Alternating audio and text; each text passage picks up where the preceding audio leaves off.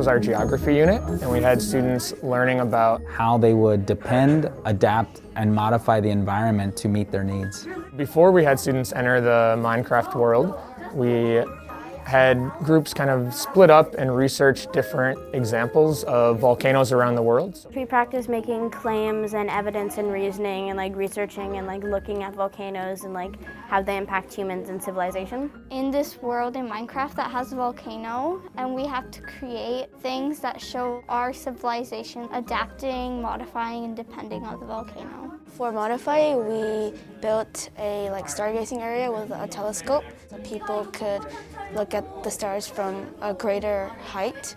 I'm right now working on a bridge that connects each island. For Depend, we're making a farm because we're depending on the fertile soil.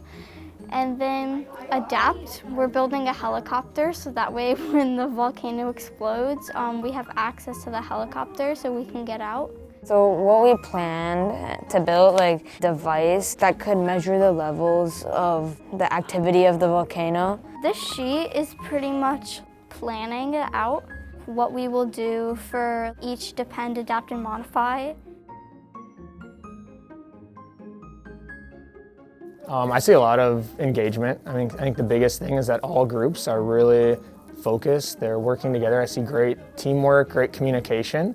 We each assigned ourselves jobs. So hey, you can work on that, I'll work on this, and you can work on that. We all agree, and so we just get on task right away. As soon as we mentioned we're going to use Minecraft, wow, the kids were excited.